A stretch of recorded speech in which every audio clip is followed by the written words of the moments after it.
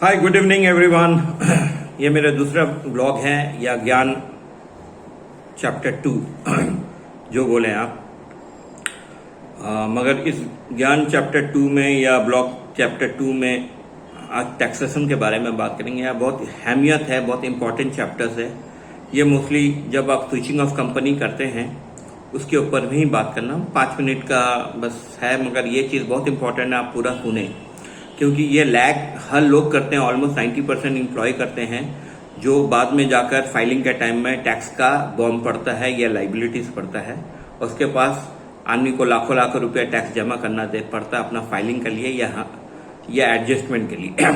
तो ये जो चैप्टर है, इस चैप्टर को ध्यान से सुनना, और कहीं भी आप लोग को डाउट्स है या कुछ है तो आप कमेंट्स में लिखकर आप मुझे भेजें या मेरे क्लाइंट मुझे फोन करके पूछे 1-2 बार, तो मैं आपको डाउट क्लियर कर दूंगा। मेरे पास कोई स्क्रीन है ही नहीं, ना बोर्ड है, तो मैं आपको वर्बली समझाऊंगा और इसी में आप समझने की कोशिश करें। और बिकॉज मेरे पास सिस्टम्स नहीं है, मैं बहुत नया से काम कर रहा हूँ, तो माफ़ी चाहता हूँ। इसी को आप लोग हैंडल करें जो भी मैं ब्लॉग बना रहा हूँ। तो ये चैप्टर आपके हैं मोस्टली जब आप एक कंपनी से दूसरे कंपनी जाते हैं और एक कंपनी का सैलरी जब दूसरे कंपनी का सैलरी का फाइलिंग का टाइम में मर्ज होती हैं तो एक टैक्सेशन लाइबिलिटीज आप लोग के सर पे आ जाता है। तो आप लोग बहुत कंफ्यूज होते हैं कि भाई मैं यहाँ काम किया मुझे 6 लाख मिला, वहाँ काम किया मुझे 12 लाख मिला, तो मेरे ऊपर में इतने ज़्यादा टैक्सेशन क्यों आ रहा है। यहाँ से सबसे पहला गलती स्टार्ट होती है, क्योंकि जब आप एक सैलरी छोड़ते हैं या दूसरा सैलरी पकड़ते हैं तो स्लैब दोनों एक जैसा नहीं रहता है। दोनों स्लैब ओल्ड रिजिम रहता है, मगर उसके बीच में डिवीजन हो जाते हैं या दीवार खड़ा हो जाते हैं।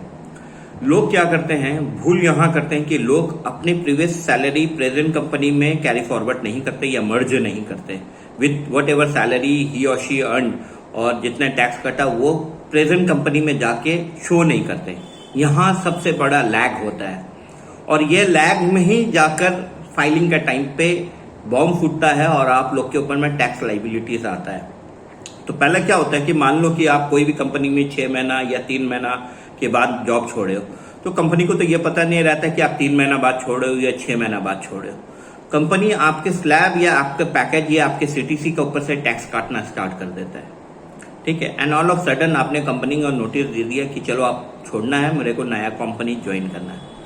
अब यहाँ क्या होता है कि आप जहाँ छोड़े कंपनी वहाँ फुल एंड फाइनल सेटलमेंट हुआ, कंपनी आपको फुल एंड फाइनल दिया, जितने टैक्स काटे वो टैक्स काट के आपके बुक्स ऑफ अकाउंट में डाल दिए और आपका बाद बाकी का पैसा रिलीज कर दिया।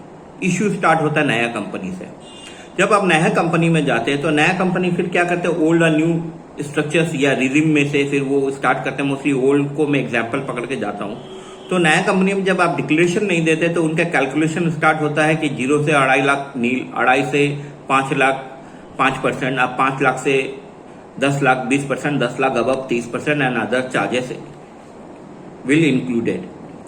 तो ये जो कैलकुलेशन है यही जाके गड़बड़ होता है। अभी मान लो कि आप प्रेजेंट कंपनी में आपका 6 महीना का सैलरी विड्रॉल हुआ 8 लाख रुपया और पास कंपनी में आपने 6 लाख रुपया कमाया, तो टोटल आपका सैलरी हो गया 10 लाख रुपया, 14 लाख रुपया।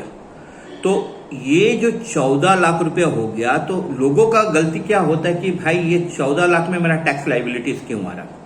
अब हिसाब करते हैं, क्योंकि मोस्ट ऑफ जो एरर आता है वो आता है मोस्टली डिक्लेरेशन में, क्योंकि आप पास में भी डिक्लेरेशन कर चुके हैं वही इन्वेस्टमेंट को, और आपने प्रेजेंट में भी डिक्लेरेशन किए हैं वही इन्वेस्टमेंट को, क्योंकि आपके तो इन्वेस्टमेंट तो अलग है नहीं, आपके इन्वेस्टमेंट एक ही है।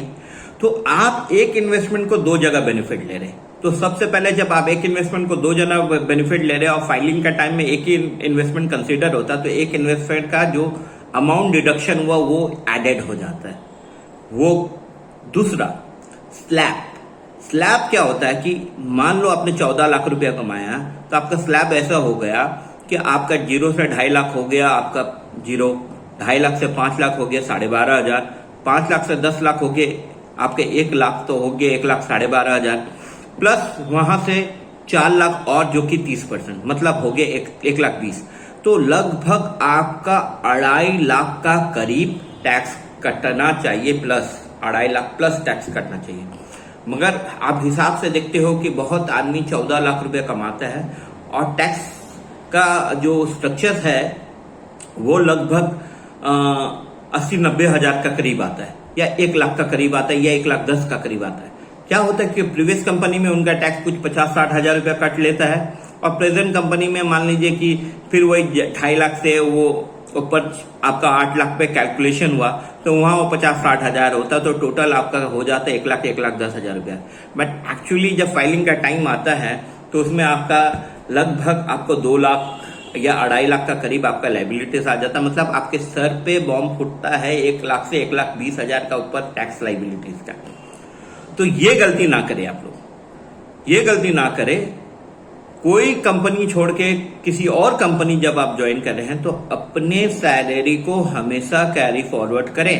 प्रेजेंट कंपनी में प्रीवियस कंपनी का सैलरी शो करें और टैक्स या फॉर्म 16 जो भी वहां से आपको मिल रहा है या कंप्यूटेशन जहां मिल रहा है उसको आप प्रेजेंट कंपनी में अपलोड करें, उसको मर्ज करें अपने प्रेजेंट सैलरी में।